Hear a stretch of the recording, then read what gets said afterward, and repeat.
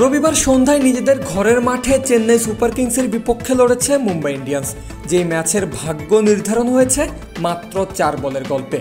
এমনকি এই 4 বলই চেন্নাইয়ের সাবেক ক্যাপ্টেন মহেন্দ্র সিং ধোনিকে উড়াচ্ছে আকাশে, আর মুম্বাইয়ের বর্তমান অধিনায়ক হার্দিক পান্ডিয়াকে নামিয়েছে আরও অতলে। ঘটনার শুরু সিএসকের ইনিংসের শেষ ওভারের 3 নম্বর বল থেকে। ডেরেল মিচেল আউট হওয়ার পর ব্যাট হাতে নামেন ধোনি। শেষ ওভারে বল করতে এসেছিলেন অধিনায়ক হার্দিক নিজেই। ধোনির উদ্দেশ্যে হার্দিক বল পিচ করালেন ব্যাটের সামনে। মামুলি ডেলিভারি, ধোনিও হাঁকিয়েছেন ব্যাট। বল আকাশে উড়েছে 41 মিটার উপর দিয়ে আর গিয়ে পড়েছে 81 মিটার দূরের গ্যালারিতে।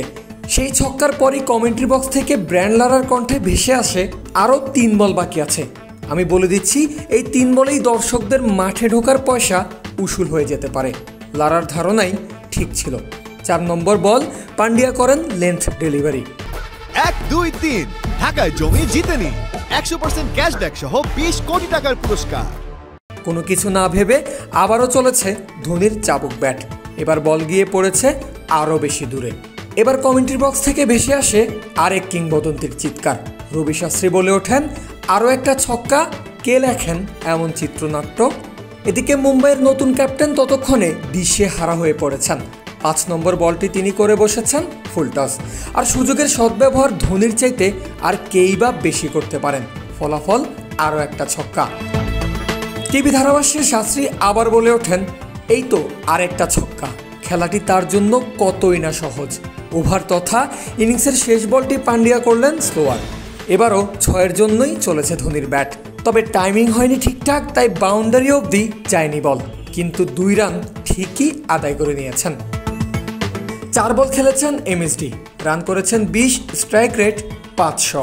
42 বছর বয়সী বুড়োর এমন এভারগ্রিন ব্যাটিং দেখে কিংবদন্তিরা ধোনির প্রশংসায় মেতে উঠলেও মুম্বাইয়ের তরুণ ক্যাপ্টেনের ক্ষেত্রে দৃশ্যপট একেবারেই বিপরীত। ইনিংসের পরেই পান্ডিয়াকে রীতিমতো ধুয়ে দেন সুনীল গাভাস্কার। সম্ভবত লম্বা সময়ের মধ্যে আমার দেখা সবচেয়ে বাজে বোলিং। দেখে মনে হচ্ছিল নিজের নায়কের সঙ্গে আলিঙ্গন করছে। সে যে ধরনের ডেলিভারিতে ছক্কা মারবে সেই ধরনের ডেলিভারিই করছে। একটা ছক্কা ঠিক আছে, যখন জানেন যে এই ব্যাটসম্যান ছক্কা মারার জন্য লেন্থ বল খুঁজছে, পরেরটিও লেন্থ বল করা হলো। যখন বোঝা যাচ্ছে সে ছক্কা মারতে চাইছে, তৃতীয় বলটি দেওয়া হলো পায়ের উপর ফুল টস।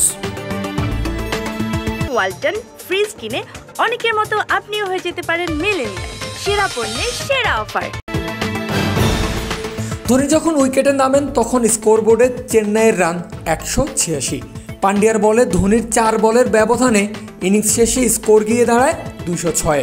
এমনকি ইনিংস বিরতিতে এই 20 রানের ব্যবধানের কথাটাও বলেছিলেন গাভাস্কার।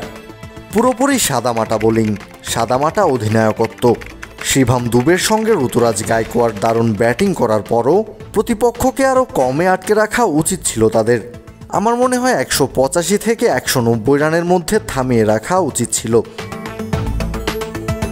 আর ম্যাচ শেষে ধোনির করা সেই 20 রানেই হেরেছে মুম্বাই।